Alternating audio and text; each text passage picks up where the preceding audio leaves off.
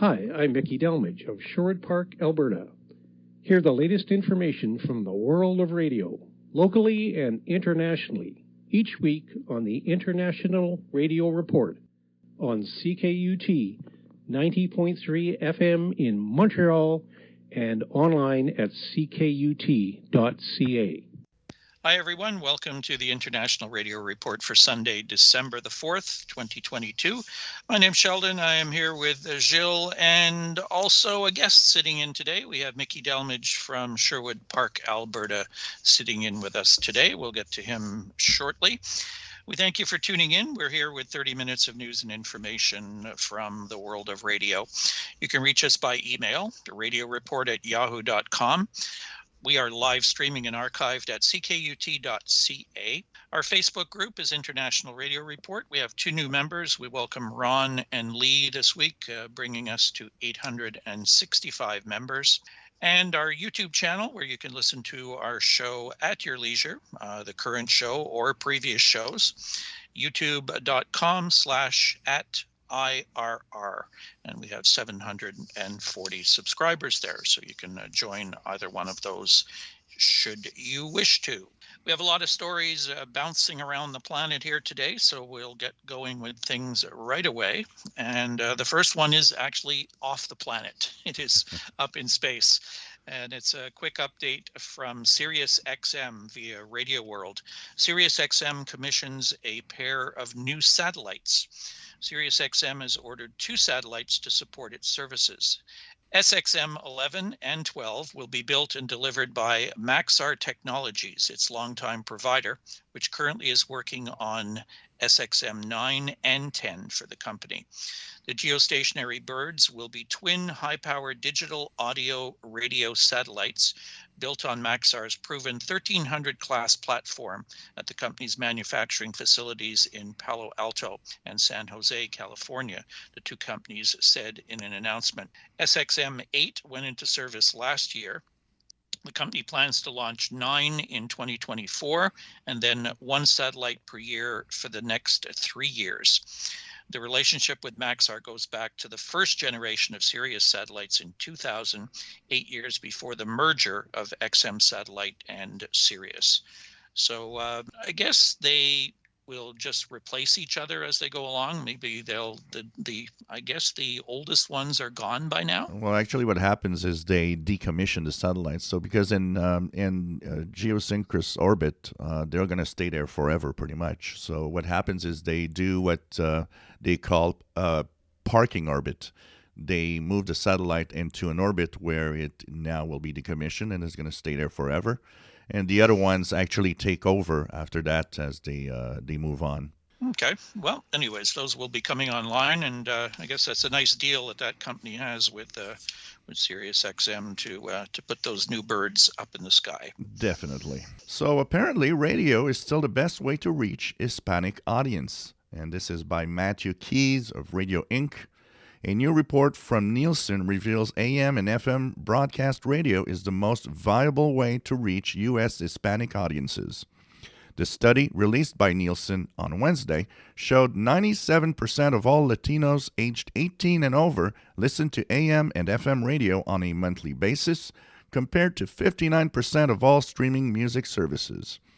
Beyond being a highly efficient medium for building broad reach, AM/FM radio has the unique ability to reach Hispanic adults during prime hours of the day and while listeners are away from home and closest to retail.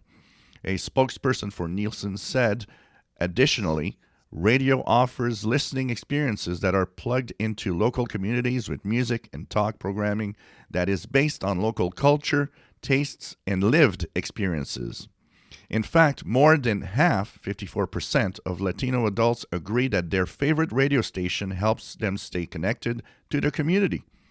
The same study found that podcast consumption has increased with Hispanics over the last 2 years, with 60% of those surveyed saying they listen to podcasts more often. The top 3 podcast genres are popular with Hispanics were comedy, news, and education, according to the Nielsen report. So it's nice to see that radio plays a key role in actually helping also communities and it's nice to see that it still has a lot of importance.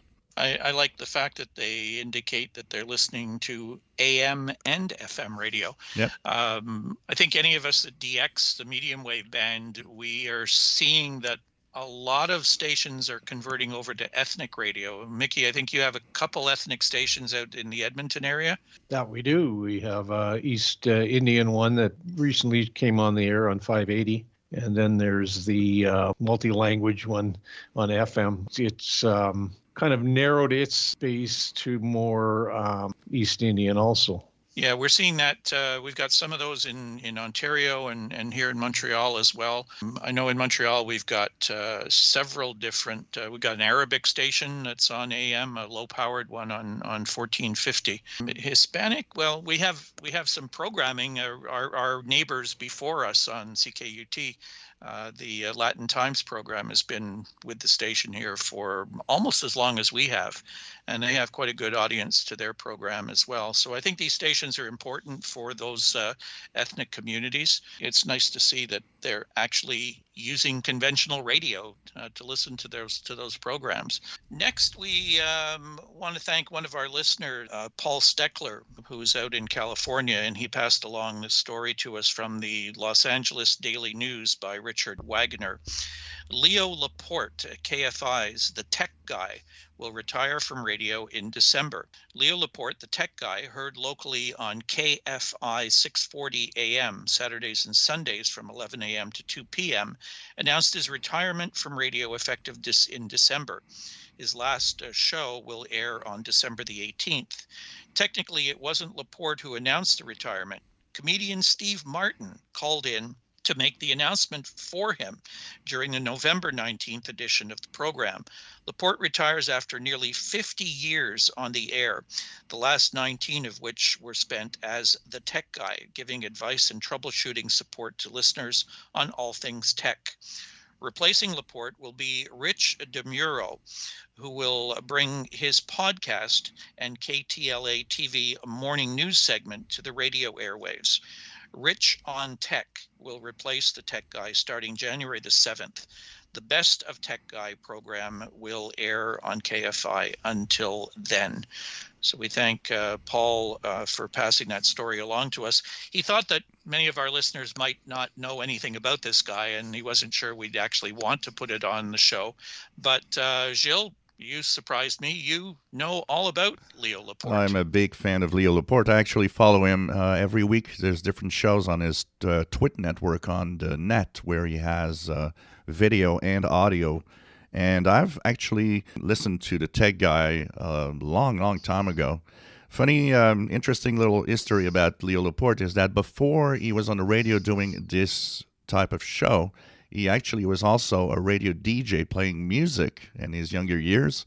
And one of the anecdotes that he has, that he talks about regularly, is how somebody one day told him, well, we got a job for you, but it's not going to be on TV because you got a radio face. So, don't we all? Yeah. All right, well, good. I'm sure Paul will be surprised that there is a connection to Leo Laporte and to you, Gilles. I have to admit I had not heard of this guy, but Gilles, you're a tech guy. I'm not, Yeah. So it kind of explains it all, I guess. And I can say that Leo Laporte is a little bit why I'm doing YouTube live shows also, because I kind of admire his network and the podcasts and the shows that he does. Kind of inspired me in doing the same thing a little bit. I think that's kind of like Glenn Hauser inspiring us to do this type of radio Yep. program. So what's happening with our sun?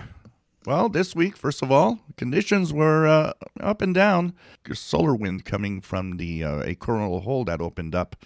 And so we went into geomagnetic storm level a couple of times. So conditions were not that great on the radio most days. But what is to be probably the most important effect that's going to happen this week, the impact of a huge sunspot group that is rotating into view. AR 3153 is really a huge, but very stable right now, very stable sunspot. But it's going to rise the solar flux probably and help us get a little more out of the radio. Conditions will be quiet for now. No coronal holes, so solar wind should quiet down. And maybe with that big sunspot, conditions can improve. Solar flux has been actually rising since the appearance of that spot. Sunspot number is 49, solar flux 119. And, conditions hopefully are going to be good, but there's only one way to know, is that you got to turn on a radio and listen. This is Janice of Dorval. The International Radio Report presents 30 minutes of news, information, and commentary on developments in the world of radio every Sunday morning at 10:30 on CKUT 90.3 FM in Montreal and online at ckut.ca. Now, some of you know that we've talked to Mickey in the past. He's up a lot further north than we are here in Montreal. Yep. So you're closer to things going on up around the polar regions. How's propagation been out your way over the last week or so? Oh, it's been pretty unsettled. It certainly, I think, started just before the CQ worldwide contest last weekend, and it's been up and down all week. I was listening to or trying to make contact with a fellow on the amateur bands in Oman the other day, and he was beaming straight over the pole, and I was also looking over the pole, and he came in really booming into Ohio for about 3 minutes, and then he just disappeared. And so that's how quick things can change. It can be like 5, 9 plus to nothing. And as you're a nice mild in Montreal this weekend, and out west we are in the deep freeze. It's minus 30 all week here, and if you've probably seen on the news in Vancouver, they had a few inches of snow that caused chaos for drivers. Yeah, they're not used to that sort of thing out there. Anyways, that's good that you mentioned the over the pole signals, because a lot of people wonder, why we give this solar reports and talk about the sun and what have you. It certainly has a big effect on what we do as radio listeners. Yep, that's for sure. And for us that are a little further north, any little hiccup on the sun affects us much more than it does for you guys down in southern Canada. Okay, Gilles, we've got a story about people actually listening to the radio. There's some people out there who just say nobody listens to the radio anymore. Well, pay attention. So the U.S. Agency for Global Media reports audience growth, and this is via Radio World. The U.S. Agency for Global Media says its programming reached 410 million people in fiscal 2022. The audience grew by 16 million adults in the face of a global environment where autocratic regimes are increasingly impeding access to independent media or criminalizing its consumption. The agency provided the information in a performance update to Congress this month. CEO Amanda Bennett said the growth proves what we've long known, that people will go to great lengths to seek out the truth. USAGM's network are the Voice of America, Radio Free Europe, Radio Liberty, the Office of Cuba Broadcasting, Radio Free Asia, and the Middle East Broadcasting Networks. The agency said it saw notable increases in Nigeria and Latin America, as well as in countries of national security interest, including Afghanistan, Russia, and Iran. A sixth USAGM entity, the Open Technology Fund, provides tools to help audiences overcome internet restrictions and surveillance. In fiscal year 2022, visits to a USAGM network's websites through OTF-supported anti-censorship technologies almost doubled to more than 13 million per week. So this is nice to see that they are having more audience. I think it shows one thing. There's a lot of people around this planet that are in need of good news and good reporting, and they are searching everywhere they can, and the radio is part of it. Yeah, unfortunately, though, our next story leads into this audience reaching out for news. And some people who don't want those people to access Yep. the information. And that's the case we have here with our next story. And this comes from Radio Free Europe, Radio Liberty's Radio Azadi. The RFE-RL condemns cutoff of its Radio Azadi broadcasts in 13 Afghan cities. RFE-RL has condemned a decision by the Taliban-led government in Afghanistan to cut off its broadcasts in 13 Afghan cities and said it will continue to broadcast from outside the country despite the move. The media outlet said on December the 1st that broadcasts by RFE-RL's Radio Azadi, as it is known in the country, have been a staple of everyday life in Afghanistan and are commonly heard in public settings from marketplaces to taxis.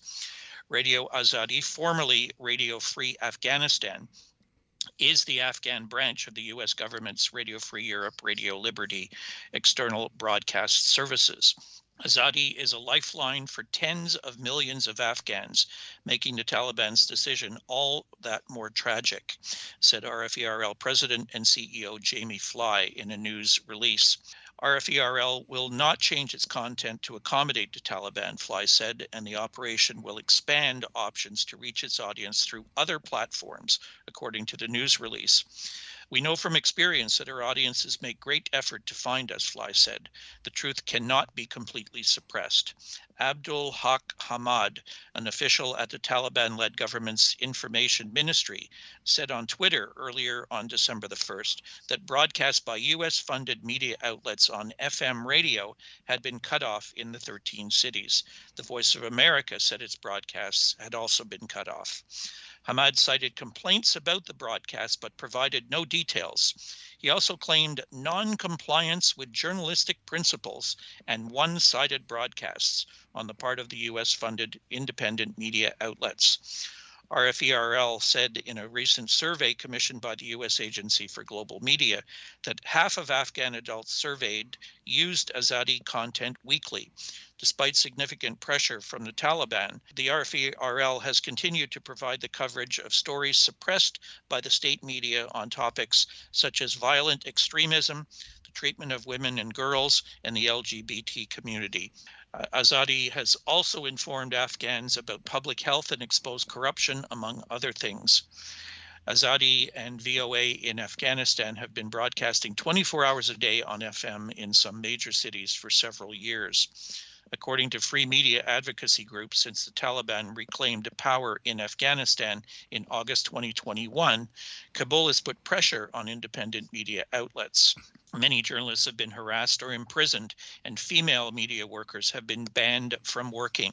Due to these pressures and economic problems, dozens of private television, radio, and print media have stopped their operations in Afghanistan, putting hundreds of journalists and media workers out of work. Shows that when the government doesn't want anyone to know what's happening really, well, you shut down the voices that give the news. And they are mentioning that they will want to broadcast from outside the country, which means using probably medium wave, AM radio, and shortwave to help out here. Radio still proves that it's going to get through to people. Absolutely. So a study planned for the radio transmission center used for Pearl Harbor Code via the Asahi Shimbun. The city government here plans to study and preserve the former Sasebo wireless telegraphy station, a century-old facility built by the Imperial Japanese Navy. The station was constructed after the Navy learned about the importance of radio communications during the 1904-1905 Russian-Japanese War. Climb Mount Nitaka 1208, the famed code used to initiate Japan's attack on Pearl Harbor in 1941, is believed to have been transmitted through this station, which is commonly called the Hario Radio Transmission Center. The top-secret phrase signaled the launch of the attack on the U.S. Navy's Pacific Fleet, its bases, and other facilities in Hawaii on December 8, Japan time. The Sasebo city government included about 20 million yen, that's $136,000, in supplementary budgets submitted to the City Assembly in September for the first full-scale study into the station starting by the end of March. The municipality intends to continue spending on the project until March 2026 to examine the condition of the station, its quake-resistant strength, its materials, and other details. We want to conduct a thorough inspection to assess the current status of the facility and how much it has deteriorated before proceeding to the next phase of repair and reinforcement, a city official said. The Navy spent an estimated 1.55 million yen, which amounts to 176 million at the current values, to build the station between 1918 and 1922 in the southwestern part of the city, separating Sasebo Bay and Omura Bay. It was one of Japan's first concrete structures that brought together cutting-edge civil engineering and radio communication technologies of the time. After World War II, the Japan Coast Guard and the Maritime Self-Defense Force used the station until 1997. In 2013, the central government designated the station as an important cultural property, calling it a modernization heritage symbolizing Japan's technological development. It consists of 3 136-meter reinforced concrete towers. The diameter of each tower base is about 12 meters. The towers form an equilateral triangle, 300 meters per side, with a communication facility referred to as the telegraph room built in the center. Each tower costs an estimated 300,000 yen, $35 million at the current value, to build. The station was mainly used for communications with Navy units deployed to China, Southeast Asia, and the South Pacific Ocean.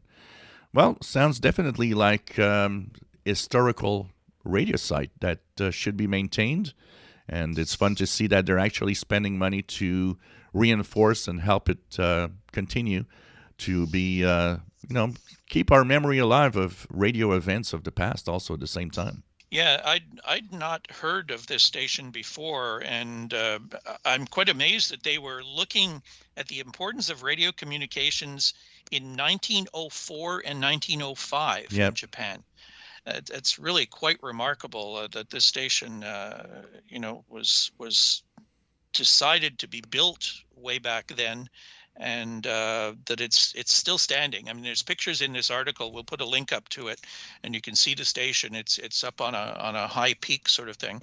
And I had never read anything about that special message that was sent out from that station to signal the attacks on the U.S. fleet and Pearl Harbor, etc.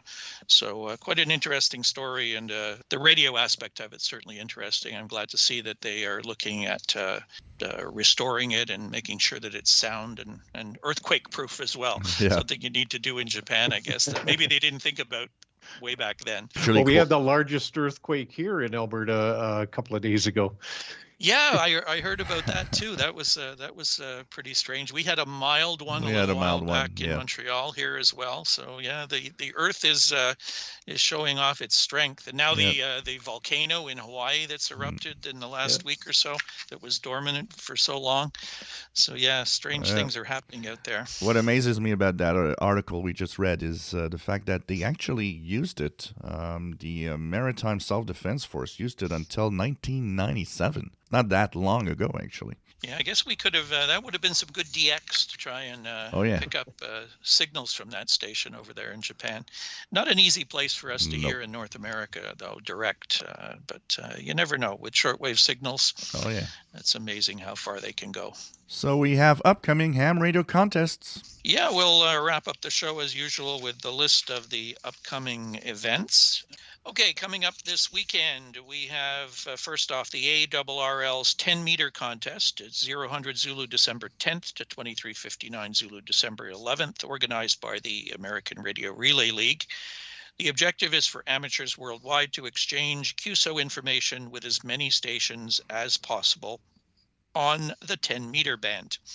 So it is a 10-meter band contest, but both phone and CW for this one.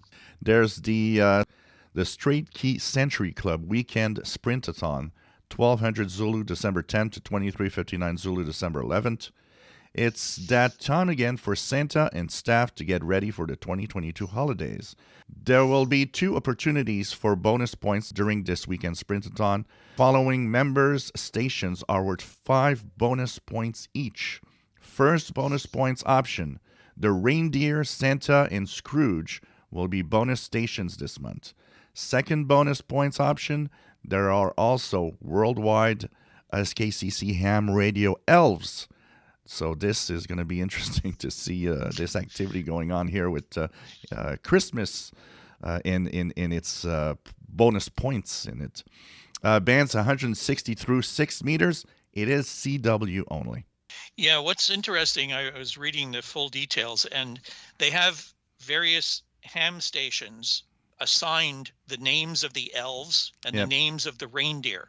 So if you make contact with any of those stations, you get the bonus points. So they've sort of thrown in a whole Christmas element into that. So if you look up the link that we'll post, you'll see what stations refer to the different elves and the reindeer and Santa and all that stuff. It's kind of a neat little twist on things. Yep.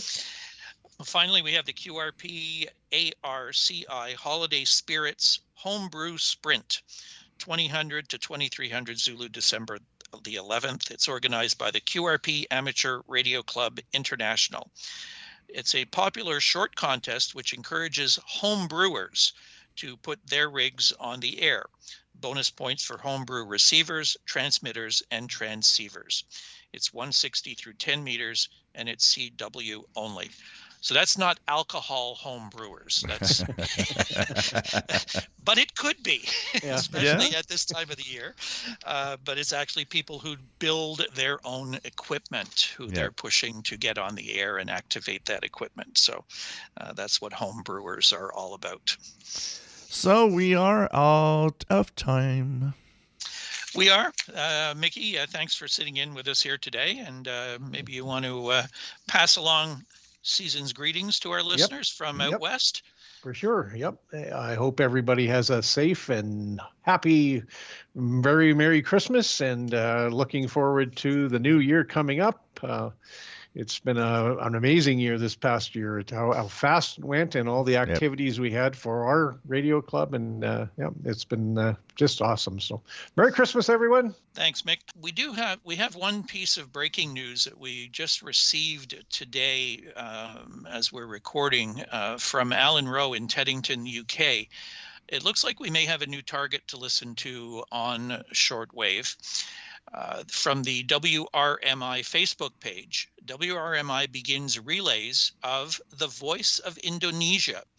WRMI has begun testing relays of the daily English language program of the Voice of Indonesia. The 1-hour program can currently be heard at 800 to 900 hours UTC on 7780 kilohertz. While beamed to Central America, this frequency can often be heard well in North America, Hawaii, and Oceania at that hour. Reception reports from listeners would be most welcome. It's possible that these relays could be expanded in the future to additional times and frequencies, as well as additional languages, including Spanish. We want to have more of these relays. They're great. Voice of Indonesia was a pretty rare target a tough target on shortwave when they were broadcasting directly. But interesting programming when we could get them out here on 3325 most recently, but even when they were up in the 25 meter band and that, they have great programming. Very good. So we'll have more on that in the weeks ahead, especially if they decide to add some additional broadcast times and frequencies. So thanks to Alan Rowe for passing that piece of information along. Cool. So that will do it for us today. We thank you for tuning in. Catch us in the weeks ahead as we provide you with some holiday seasonal programming information. It'll be coming up here on CKUT and other stations as well around the world. That is it for today. Thank you for tuning in to the International Radio Report on CKUT 90.3 FM in Montreal. Have a great week, everybody. Bye-bye. Bye-bye. This is the Voice of Indonesia in Jakarta. Hello,